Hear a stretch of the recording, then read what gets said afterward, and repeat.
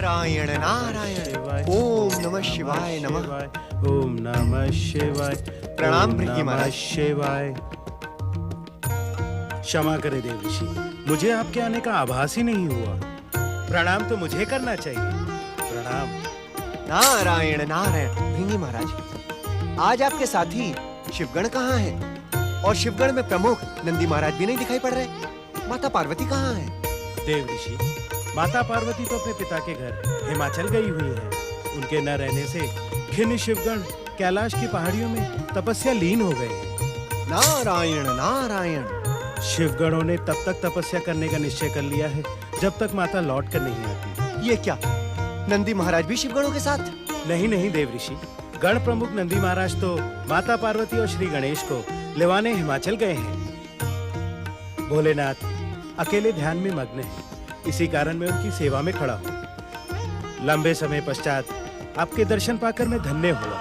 दुखी ना हो भृंगी महाराज, अब हमारा कैलाश सुनसान नहीं रहेगा। नारायण नारायण। मेरा अनुमान है कि शीघ्र ही कुमार कार्तिकेय और मयूरेश्वर श्री गणेश यहाँ पहुँचने वाले हैं। धन्य हैं आप देव ऋषि, धन्य हैं। भैया कुमार और भैया मयूरेश्वर के आने की सूचना सुनाकर आपने हमें धन्य कर दिया।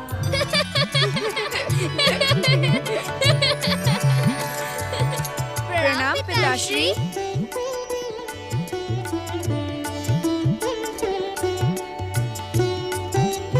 नारद, तुमने ठीक समय पर इन दोनों के आने की सूचना देकर कैलाश का वातावरण आनंदित कर दिया है।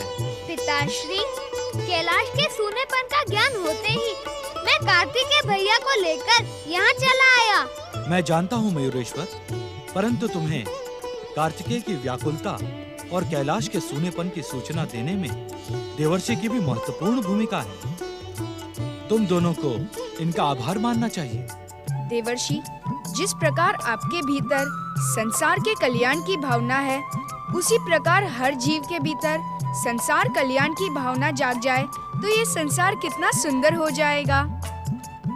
यदि श्री शैल पर्वत गुफा में अदृश्य रूप से उपस्थित होकर आप भैया कार्तिकेय की व्याकुलता का अनुभव न करते तो मुझे भी परम देव श्री महागणेश की आज्ञा पाने में समय लगता। धन्यवाद देवर्षि। नहीं नहीं, मैं तो निमित्त मात्र हूँ। परम देव श्री महागणेश और भगवान भोलेनाथ अपनी इच्छा मात्र से मुझे गति देते हैं। सत्य तो ये है कि मैंने कुछ भी नहीं किया। मैं आपकी इस प्रशंसा के योग्य नहीं हूँ। एक भक्त को अपने जीवन में जिस मर्यादा का पालन करना चाहिए, तुम उसके आदर्श हो नारद। भक्त शिरोमणि के रूप में तुम्हारा नाम संसार में सदा अमर रहेगा। नारायण नारायण। भोलेनाथ, आज अनायासी मुझे इतनी कृपा प्राप्त हुई है। मैं तो उसके योग्य ही नहीं हूँ। मेरे कर्तव्य की डोर तो आप सभी के हाथों में बंधी है। नारद, कुमार कार्तिकेय के यहाँ चले आने से तुम्हारे नए कर्तव्यों का निर्धारण हो गया है। नारायण नारायण। भोलेनाथ, आप निश्चित रहे, कुमार कार्तिकेय के यहाँ चले आने से इनके गुरु ऋषि अगस्त्य को चिंतित नहीं होना पड़ेगा। मैं उनकी तपस्या पूर्ण होने से पूर्व ही उन्हें सूचित कर दूंगा। कुमार मयूरेश्वर, तुम दोनों को कैलाश पर अपनी माता पार्वती को न देखकर आश्चर्य नहीं हुआ? नारायण नारायण। भैया कुमार, भैया मयूरेश्वर, अभी अभी मुझे भृंगी महाराज ने बताया कि माता पार्वती गौरी पुत्र श्री गणेश के साथ हिमाचल चली गई हैं और नंदी भैया उन्हें बुला लाने के लिए गए हैं। क्षमा करें भोलेनाथ, क्षमा करें, मुझसे भूल हो गई। जो बात आपको बतानी चाहिए थी भोलेनाथ, वो बात मैंने बताकर धृष्टता कर दी। नारायण नारायण। मुझे क्षमा कर दे भोलेनाथ, मुझे क्षमा कर। आपके कर्तव्य आपकी प्रतीक्षा कर रहे हैं देव ऋषि। जो आज्ञा महादेव, जो आज्ञा। ओम नमः शिवाय नमः। मयूरेश्वर, क्या हमें भी माता श्री और गौरीपुत्र गणेश को मिलने हिमाचल महल नहीं जाना चाहिए? तुम जाओ बड़े भैया, मैं पिताश्री की सेवा में यहीं रहूंगा। सेवा का ऐसा अवसर बड़े सौभाग्य से मिलता है। ओम पितृदेवाय नमः। कुमार, इस समय तुम्हारा हिमाचल महल जाना आवश्यक है। हिमाचल राज हिमालय और महारानी मैना भी तुमसे मिलना चाहते हैं। जो आज्ञा पिताश्री। ओम नमः शिवाय।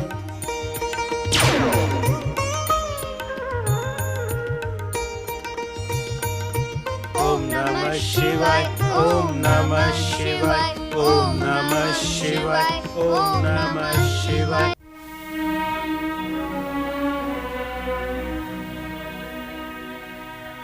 तुम मेरी बात पर उदास क्यों हो गए नंदीश्वर?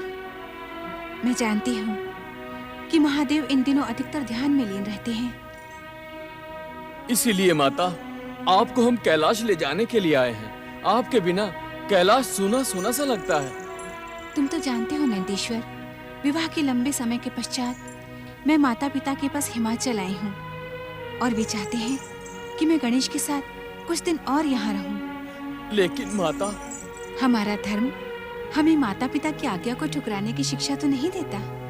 माता पिता की आज्ञा मानना तो हर एक का धर्म है, परंतु आपके कैलाश पर ना होने से हम शिवगण सब अनाथों की भांति हो गए हैं। यदि इस समय श्री गणेश वहाँ होते तो हमारी उदासी समाप्त हो जाती।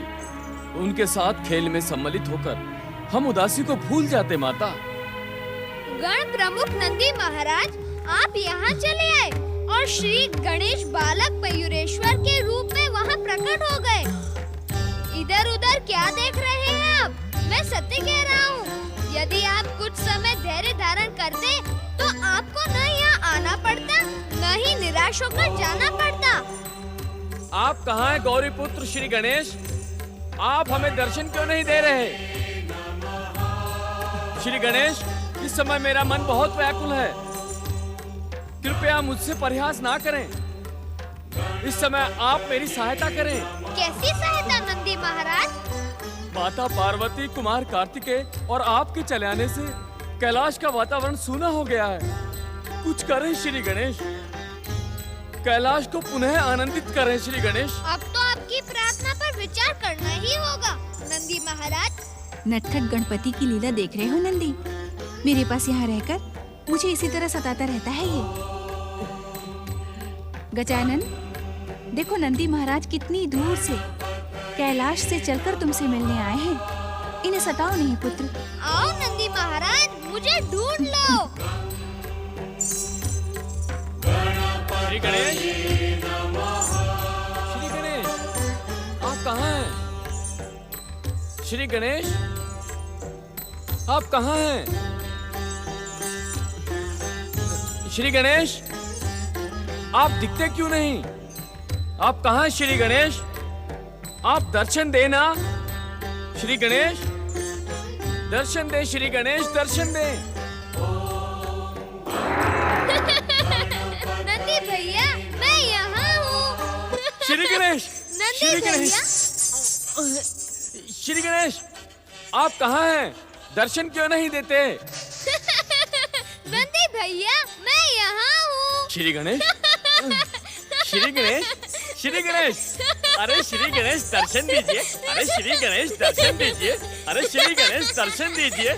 श्री गणेश, श्री गणेश कृपया दर्शन दीजिए। श्री गणेश कृपया दर्शन दीजिए। श्री गणेश, श्री गणेश, श्री गणेश।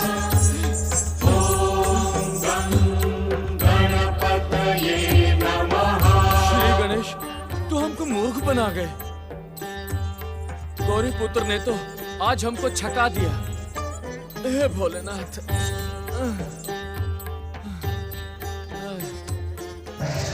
नंदी महाराज, मैं तुम्हारे इतने समीप हूँ, फिर भी तुम मेरे दर्शन नहीं कर पा रहे हो। यह कितने दुख की बात है ना?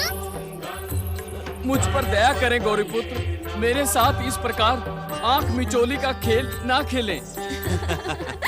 क्यों ना खेले? जब आपने खेल प्रारंभ किया है तो अंत तक तो खेलना ही पड़ेगा। यह तो खेल का नियम है। मैं नियम वियम कुछ नहीं जानता। मुझे तो क्षमा करें और अपने दर्शन दें। कितने दिनों से आपकी मनमोहक छवि नहीं देखी मैंने। अब आप चिंता ना करें नंदी महाराज, आपकी सहायता के लिए मैं आ गया हूँ। अब आप जी भर के दर्शन कीजिएगा गौरी पुत्र गणेश के। आप कितने दयालु हैं कुमार। आपने मेरी निराशा को उत्साह में बदल दिया। आप दोनों के एक साथ दर्शन पाकर मेरा हिमाचल आना सफल हो गया। आप धन्य हैं। पुत्र कुमार कार्तिकेय,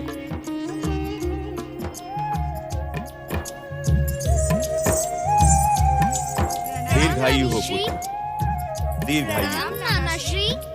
पुत्र कुमार कार्तिकेय, तुम्हें यहाँ बुलाने की कामना अभी तक अधूरी थी, किंतु शिव कृपा से वो स्वयं ही पूर्ण हो गई। अब तुम दोनों अपनी माता के साथ यहीं रहो। हम तुम्हारी बाल लीलाओं का आनंद पाने के लिए कब से व्याकुल थे। अब हम तुम दोनों को यहाँ से जाने नहीं देंगे। परंतु नंदी महाराज के विषय में भी कुछ सोचिए नानी माँ। हमें साथ न ले जाने पर यह अपने स्वामी भगवान शिव को क्या मुंह दिखाएंगे? तुम भी हमारे साथ यहीं रह जाओ नंदी। नहीं नहीं माता, यदि शीघ्र मैं कैलाश नहीं पहुंचा तो भोलेनाथ मुझ पर क्रोधित होंगे और उनके क्रोध से मेरी क्या दुर्दशा होगी, ये तो आप जानती हैं ना माता। माता श्री, नंदी महाराज को कैलाश जाने दें। नंदी महाराज मयूरेश्वर गणेश पिताश्री की सेवा में पहुंच चुके हैं। इस कारण पिताश्री के क्रोधित होने का प्रश्न ही नहीं उठता। फिर भी आप यहाँ नहीं रुकना चाहते तो कैलाश जाकर भगवान शिव से इतना अवश्य कह दीजिएगा कि हम कुछ दिनों यहाँ रहकर। नहीं नहीं नंदी, भोलेनाथ से कहना कि हम इन तीनों को जब तक चाहेंगे तब तक अपने पास रखेंगे और फिर स्वयं इन्हें लेकर उनकी सेवा में उपस्थित हो जाएंगे। मैं तुम्हारे मन की स्थिति समझता हूँ नंदीश्वर। इन बालकों से एक क्षण के लिए दूर रहना असंभव है, परंतु क्या तुम हमें इस आयु में अपने नातियों का मुख देखकर सुखी देखना नहीं चाहते? नहीं नहीं महाराज, आपका तो इन पर हमसे अधिक अधिकार है। प्रश्न अधिकार का नहीं है नंदीश्वर, प्रश्न स्नेह का है। गजानन और अब कार्तिकेय के यहाँ आ जाने से इस आयु में ये लगने लगा है जैसे हम भी इन्हीं की तरह बालक हो गए हैं। इनकी बाल लीलाओं का दर्शन हमारे न जाने कितने जन्मों का पुण्य है। हमें इस पुण्य से वंचित ना करो नंदीश्वर, हमें इस पुण्य से वंचित ना करो। महाराज, आप हमें आज्ञा दें, आपकी जो इच्छा होगी वही हम करेंगे। हे नंदीश्वर, मैं तुम्हें आज्ञा की नहीं, प्रेम और स्नेह की डोर से बांधना चाहता हूं। तुम्हारा कैलाश जाना अति आवश्यक है, अन्यथा मैं तुम्हें भी लौटने न देता। मुझे पूर्ण विश्वास है नंदीश्वर कि तुम्हारी प्रसन्नता से भोलेनाथ भी अति संतुष्ट होंगे। आप निश्चिंत रहें महाराज, मयूरेश्वर भोलेनाथ की सेवा में पहुंच चुके हैं। आप सबकी कृपा से हम शिव गणों को भी समझाने का प्रयास करेंगे। माता, महाराज हिमालय और महारानी मैना की जब तक इच्छा हो तब तक आप यहाँ निवास करें और हमें जाने की आज्ञा दें।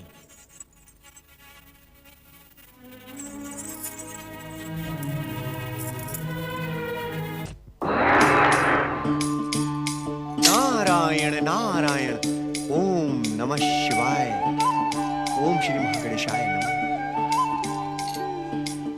लगता है महर्षि अगस्त की तपस्या पूर्ण नहीं हुई।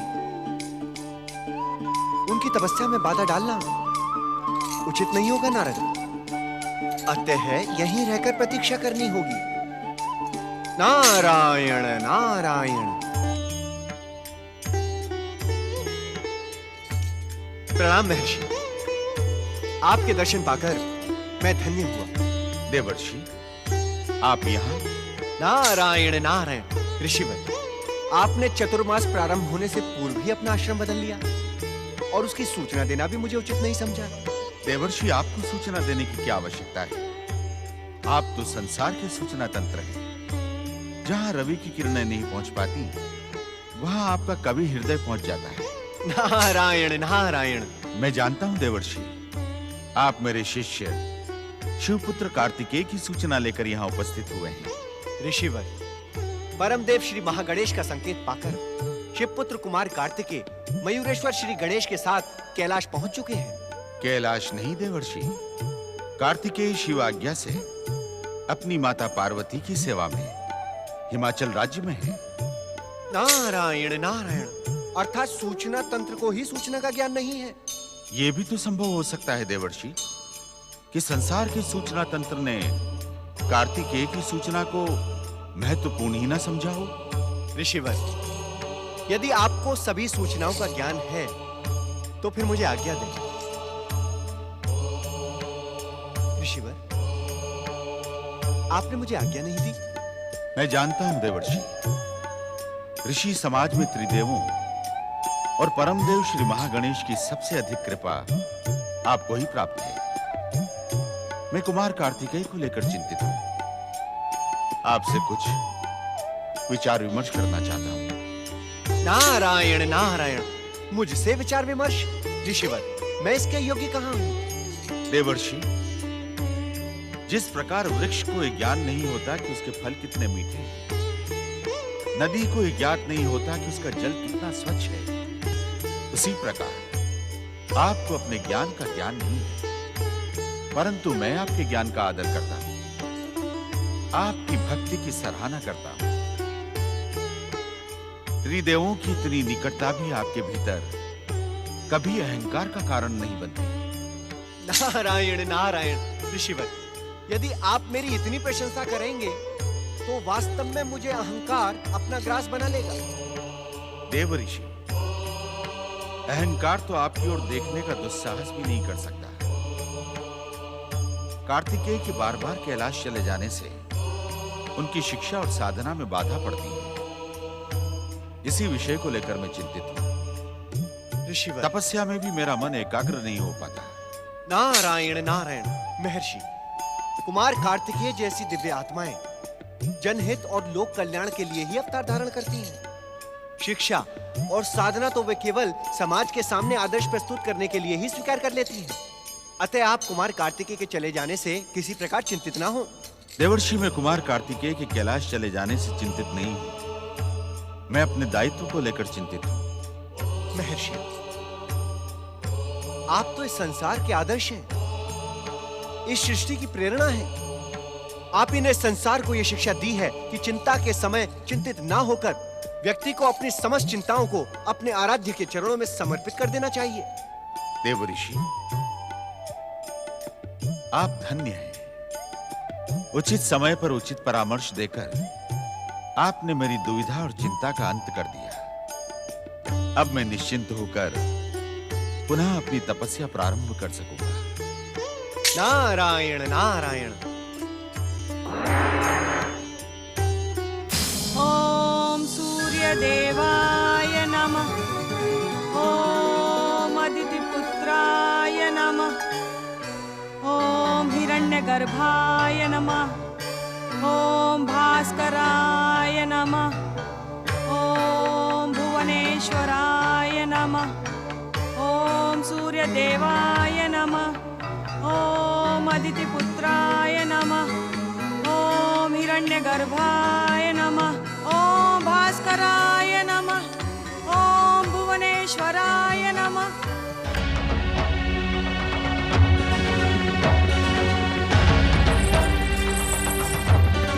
मेरे आराध्य भगवान सूर्य देव, क्या आप मेरी तपस्या को कृपा प्रदान नहीं करना चाहते?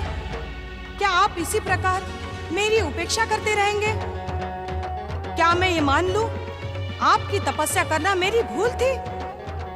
सूर्यदेव, शीघ्र दर्शन दे सूर्यदेव, अन्यथा इसी क्षण मैं अपने प्राण त्याग करके आपका नाम कलंकित कर दूंगी।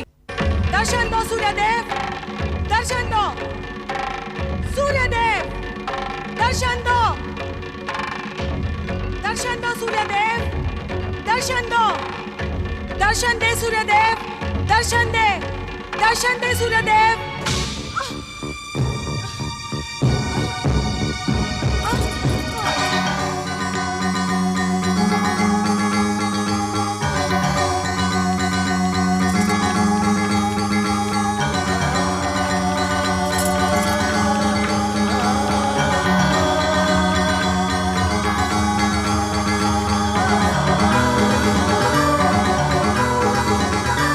मैं नहीं जानती थी कि आप इतने अधिक निष्ठुर हैं सूर्यदेव। क्या मैं इतनी लंबी प्रतीक्षा का कारण जान सकती हूँ? महारानी उग्रा, आप अपने उग्र रूप को शांत करें। तपस्या जितनी लंबी होगी, वरदान भी उतना ही श्रेष्ठ मिलता है। मैं आपको वरदान देने के लिए ही प्रकट हुआ हूँ। मांगिए, आप अपना वरदान मांगिए। सूर्यदेव, तपस्या काल में मैंने एक महान पराक्रमी विराट पुत्र की कामना की थी, जो अपनी शक्ति से तीनों लोकों का सम्राट बन जाए। मैं आपको पुत्र का वरदान तो दे सकता हूँ महारानी, वो शक्तिशाली और विराट भी होगा, परंतु मेरे वरदान से वो तीनों लोकों का स्वामी नहीं बन सकता। अर्थात किसी को तीनों लोकों का स्वामी बनाने की शक्ति आपके भीतर नहीं है? आप मेरा अपमान कर रही हैं महारानी उग्रा। आप जैसे निष्ठुर और शक्तिहीन अपमान के ही योग्य हैं। यदि आप मुझे मनवांछित वरदान नहीं दे सकते, तो आप प्रकट ही क्यों हैं? आपने मेरा समय नष्ट क्यों किया? पहले ही कह देते, मैं आपकी तपस्या करती ही नहीं। सूर्यदेव, अपने आराध्य का अपमान और निरादर करके तुमने अपने सर्वनाश को निमंत्रण दिया है महारानी उग्रा। हाँ? इसका परिणाम तुम्हें भुगतना ही होगा।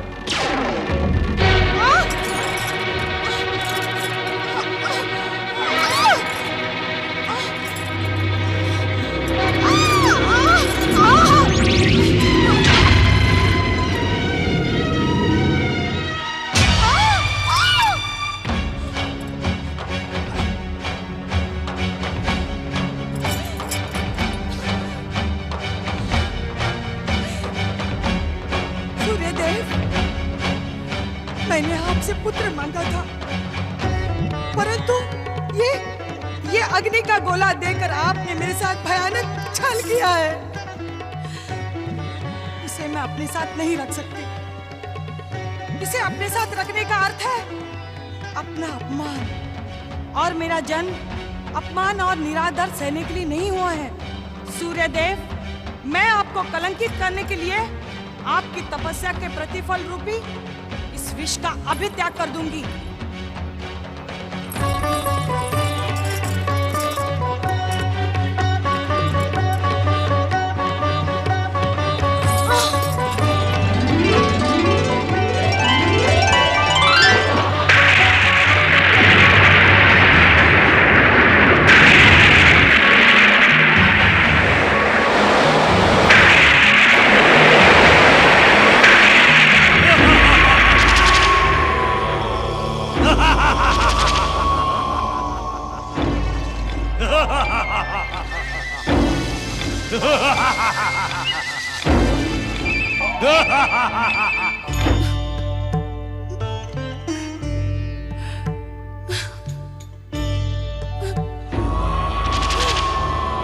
महारानी उग्रा, पहचानो मुझे।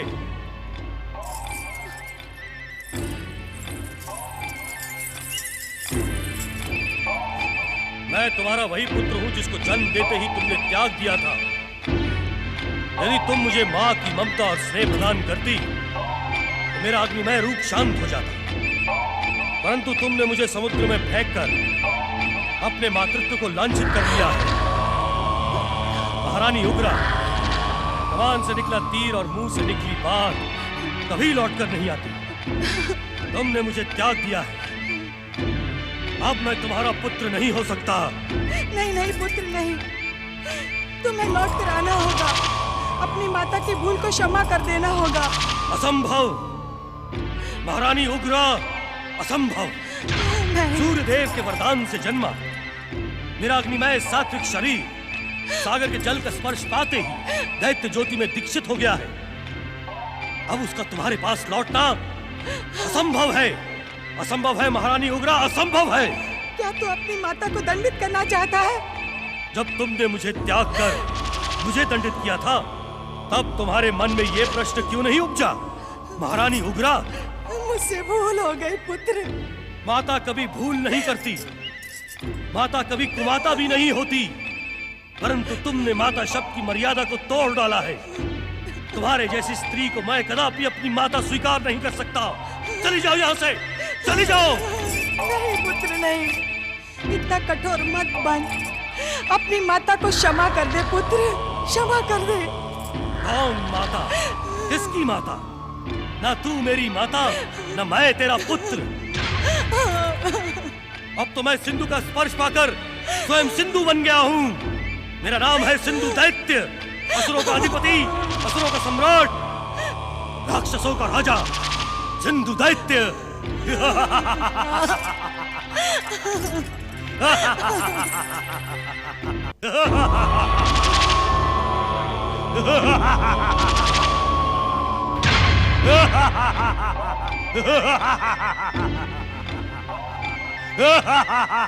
देवगुरु, ये किस दैत्य के अट्टहास के स्वर हैं? देवराज, ये अट्टहास का स्वर महापराक्रमी दैत्य सिंधु का है। महापराक्रमी दैत्य सिंधु? देवगुरु, किंतु ये अचानक कैसे प्रकट हो गया? देवराज, दैत्य सिंधु दैत्य महारानी उग्रा की उग्र तपस्या का परिणाम। उग्रा की तपस्या अर्थात? नारायण नारायण। देवराज इंद्र, महारानी उग्रा ने अपने आराध्य भगवान सूर्य की तपस्या के समय भगवान सूर्य देव का अपमान किया था। उसी से क्रोधित होकर सूर्य देव ने इसे अग्नि में पुत्र प्रदान करके दंडित किया है। इस विशालकाय दैत्य को देखकर ऐसा तो नहीं लगता कि ये सूर्यदेव द्वारा दंडित हैं। आपका अनुमान सत्य है देवराज। सूर्य देव ने इसे अग्निमय रूप प्रदान किया, परंतु माता उग्रा की घोर तपस्या के कारण सिंधु के जल का स्पर्श पाते ही यह भयानक दैत्य का शरीर पाने में सफल हो गया। तब तो ये हमारे स्वर्ग पर भी आक्रमण कर सकता है। देवराज, इस समय यह विशाल शरीरधारी अवश्य है, परंतु इतना शक्ति संपन्न भी नहीं है कि दैत्य सेना को प्रकट कर स्वर्ग पर आक्रमण कर सके। नारायण नारायण। सिंधु दैत्य को स्वर्ग पर आक्रमण करने की शक्ति प्राप्त करने के लिए अपनी माता के समान ही सूर्य देव की आराधना करनी होगी। मेरी तो समझ में नहीं आता कि इन दैत्यों को साधना, आराधना और तपस्या करने की आज्ञा ही क्यों दी जाती है। नारायण नारायण। देवराज इंद्र, ये प्रश्न करके आप संसार की व्यवस्था पर ही प्रश्न चिन्ह लगा रहे हैं, जो आपके हित में ना होगा। आप सत्य कह रहे हैं देवऋषि। किसी भी दैत्य या असुर को देखकर मैं स्वयं पर संयम नहीं रख पाता। ऐसा परामर्श दे जो मेरे हित में हो। नारायण नारायण। देवराज इंद्र, सूर्य देव आपके भाई हैं। आप उनसे जाकर कहें कि तपस्या करने पर भी वे सिंधु दैत्य को वरदान ना दें। आपका परामर्श उचित है देवऋषि। मैं अपने अनुज सूर्य को विवश कर दूंगा कि वो उस दुष्ट को वरदान ही न देने चाहे। प्रणाम। गुरुदेव, क्या भगवान सूर्यदेव देवराज इंद्र की बात मानेंगे? यह प्रश्न कठिन है नारद। इसका उत्तर तो समय ही देगा। ओम नमः शिवाय, ओम नमः शिवाय, ओम नमः शिवाय, ओम नमः शिवाय, ओम नमः शिवाय, ओम नमः शिवाय, ओम नमः शिवाय, ओम नमः शिवाय, ओम नमः शिवाय, ओम नमः शिवाय। भगवान भोलेनाथ की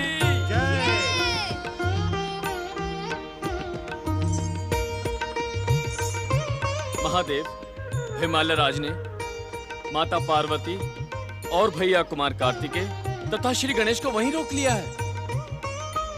नंदी महाराज, आपकी सहमति के बिना तो हिमालय राज ने आपको नहीं रोका होगा।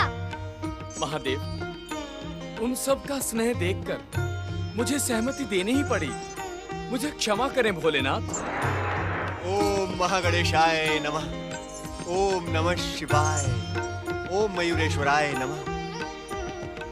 नारायण नारायण। हे भोलेनाथ, महारानी उग्रा की उग्र तपस्या के कारण सूर्य के वरदान और दंड स्वरूप जन्मे सिंधु दैत्य ने भयानक रूप धारण कर लिया है। हे भोलेनाथ, मुझे लगता है कि ये सिंधु दैत्य इस संसार में उथल-पुथल मचा देगा।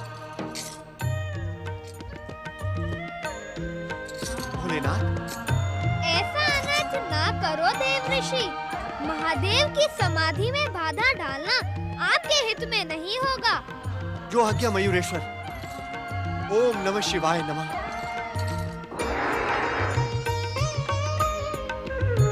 ओम नमः शिवाय, ओम नमः शिवाय, ओम नमः शिवाय, ओम नमः शिवाय।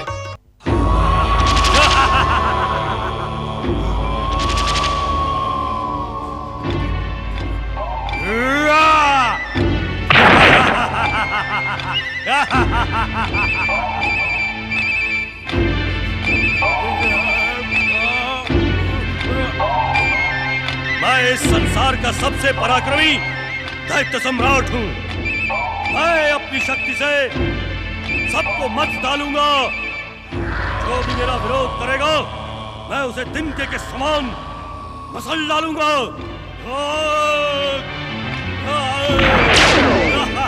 तुम्हारे पराक्रम पर मुझे तनिक भी संदेह नहीं है सिंधु दैत्य, परंतु इस प्रकार अपने पराक्रम का दुरुपयोग न करो। इसका परिणाम तुम्हारे हित में न होगा। महापराक्रमी सिंधु दैत्य को परिणाम का भय दिखाने वाले कौन हो तुम? क्या तुम्हें अपना जीवन प्रिय नहीं? सिंधु दैत्य का क्रोध तेरे जीवन का अंत कर सकता है मूर्ख।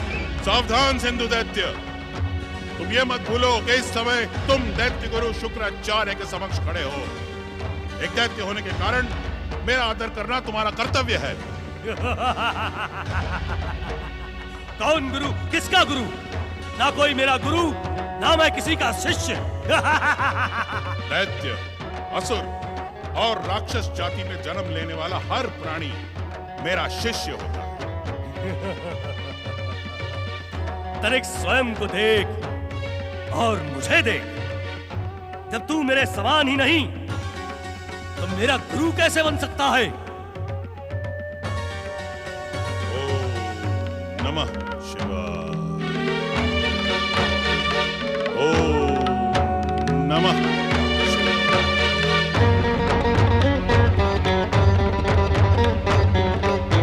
तुम्हारी मूर्खता को संतुष्ट करने के लिए मुझे अपनी चमत्कारी सिद्धियों का प्रयोग करना पड़ा। अपने हठ और अभिमान को त्याग कर मेरी बात ध्यान से सुनो सिंधु दैत्य। तुम्हारी बात सुनने से पहले मैं तुमसे एक प्रश्न पूछना चाहता हूं। यदि तुमने मुझे सही उत्तर दिया तो मैं तुम्हारी बात सुनने पर विचार करूंगा। पूछो, क्या पूछना चाहते हो? एक सामान्य स्त्री के गर्भ से जन्म लेने पर भी मुझे अग्निमय शरीर क्यों प्राप्त हुआ? सागर का स्पर्श होते ही मेरे भीतर दैत्य भाव क्यों जन्म लेने लगे? सिंधु, तुम्हारी माता उग्रा ने सूर्य देव की आराधना करते हुए तुम्हारे इसी विराट रूप की कल्पना की थी, परंतु कहते हुए तुम रुक क्यों गए? क्या इससे अधिक तुम नहीं जानते? क्या इसी अज्ञान के साथ तुम महापराक्रमी सिंधु दैत्य के गुरु बनना चाहते हो? मूर्खतापूर्ण बातें करके मेरा समय नष्ट न करो सिंधु। तो बताओ मुझे अग्निमय शरीर क्यों प्राप्त हुआ? जब सूर्य देव तुम्हारी माता की कठोर तपस्या को वरदान देने पहुंचे तो उग्रा ने उनसे अपने होने वाले पुत्र के लिए तीनों लोगों का साम्राज्य मांग लिया। यह वरदान देना सूर्य देव को स्वीकार नहीं था। उनके अस्वीकार करने पर तुम्हारी मां ने उनका अपमान कर दिया। क्रोधित सूर्य देव के क्रोध के कारण तुम्हें अग्निमय शरीर प्राप्त हुआ। अग्निमय शरीर में सागर जल का स्पर्श होते ही परिवर्तन क्यों हुआ? तुम्हारी माता की तपस्या के प्रभाव से तुम्हें विराट काया और पराक्रमी होने की शक्ति प्राप्त हुई। सागर के शीतल जल का स्पर्श मिलते ही सूर्यदेव का क्रोध शांत हो गया और तुम विशाल काया दैत्य बन गए। मैं तुम्हारी बातों पर विश्वास कर लेता हूं। कहो, क्या कहना चाहते हो? मेरी बात ध्यान से सुनो सिंधु दैत्य। यदि तुम संसार के सबसे श्रेष्ठ और शक्तिशाली दैत्य बनना चाहते हो तो हम दैत्यों के आराध्य भगवान शिव की आराधना करो। नहीं शुक्राचार्य, शिव आराधना का तो प्रश्न ही नहीं उठता। मैं भगवान सूर्यदेव की आराधना करूंगा। सूर्यदेव को प्रसन्न करके मैं उनसे विश्व विजय और सर्वशक्तिमान होने का वरदान प्राप्त करूंगा। जो महारानी उग्रा ना प्राप्त कर सकी मैं उसे अवश्य प्राप्त करूंगा। सावधान सिंधु दैत्य, मेरा परामर्श ठुकराकर तुम अपने सर्वनाश की भूमिका रच रहे हो।